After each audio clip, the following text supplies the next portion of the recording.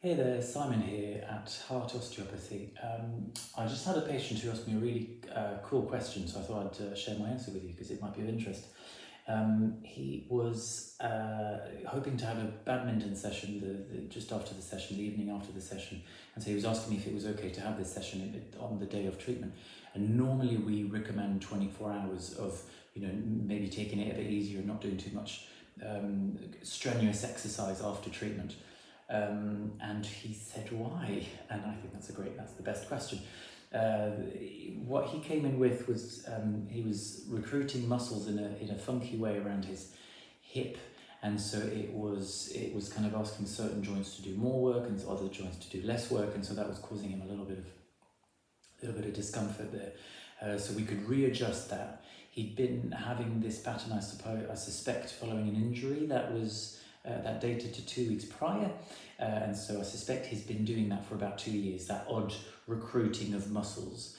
And so I was talking to him about how a lot of the ways in which we move, they're about patterns that we have in our brain. So for example, if I reach forward with my hand, what I consciously think about is this movement, this linear movement, but what's actually happening is my shoulder is doing this and my elbow is doing that.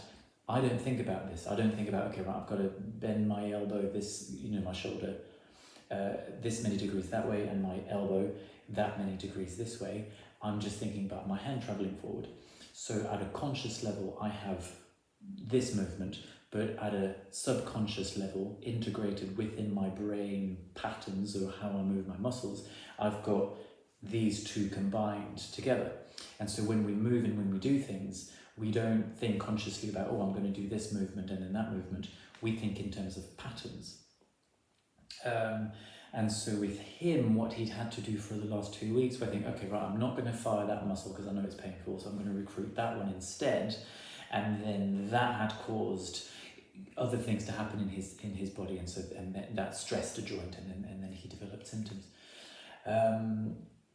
I use the analogy of, do you know when you go for a walk or a hike and you put your hiking boots on, and so you've got your boots on and then you really notice your boots for, 10, 15 minutes maybe, and then after 10 or 15 minutes you completely forget about them because you've learned, okay, right, well that's my environment, that's how my feet are moving at the moment, and then your brain takes a little while to adjust, and then after 10, 15 minutes it integrates the new pattern, and then you don't have to think about it consciously.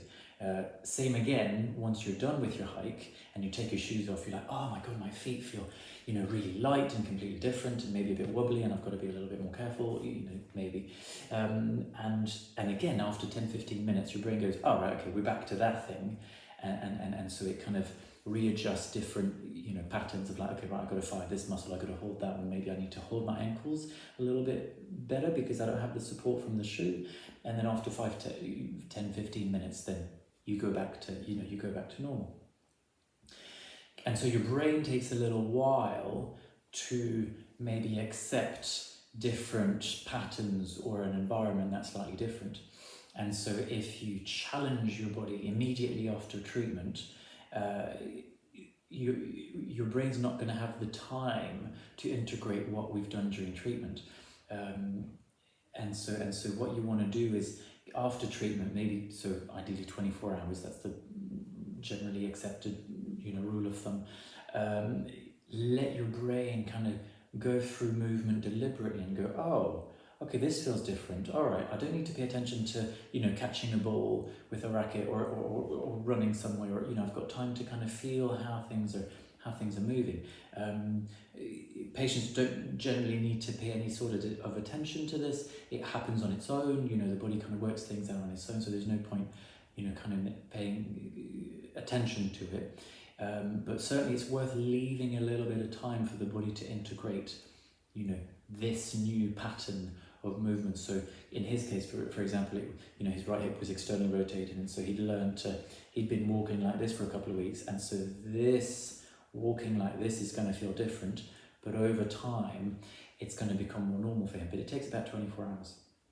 And so if he surprises his body with quickly, right, okay, I've got to catch this ball, the pattern, the neuromuscular pattern that he's going to use is the one he's used to for the last 2 weeks.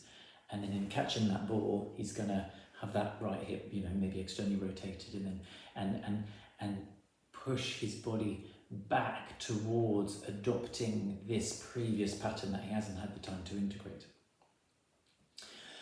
And so it's interesting because often, especially with him, we manage to release tissues and to release patterns, not through stretches and not through articulation. Sometimes I use stretches, sometimes I use articulation. So articulation, increasing the range of movement in a joint by exploring the end of range and making sure it's moving freely. If that's what's needed, we can do this. With him, it wasn't really a matter of this needs to move better. It was this needs to move more harmoniously to be integrated with its environment.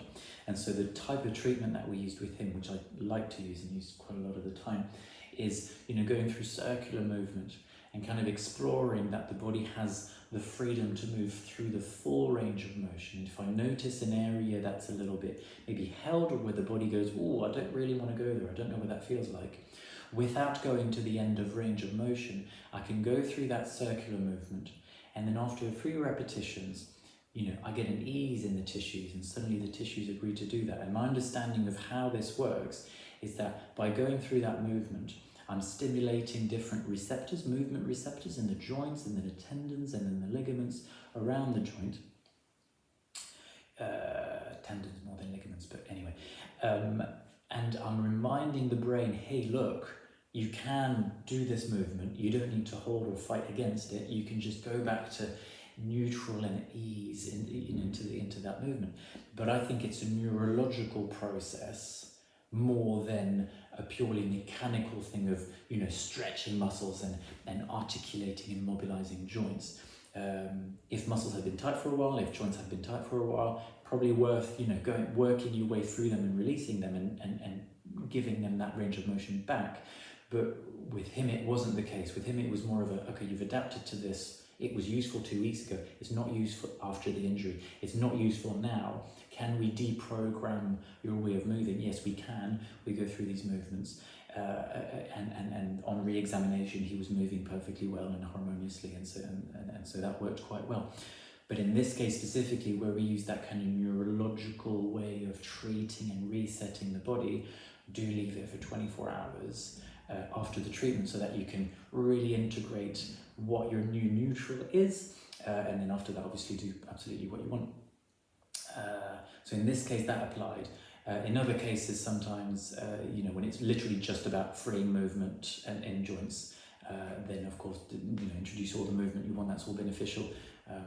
But sometimes, give it a rest for 24 hours. So that is why we advise patients sometimes not to do too much and to just move consciously throughout the day for about 24 hours, just to let everything integrate. Nothing bad's going to happen, but you're going to benefit from treatment that little bit more if you allow your brain to have a sense of what neutral feels like again. I thought it was interesting. I thought it was a good question. It might be of interest to you. I hope you did find it interesting. All right, take care. Bye-bye.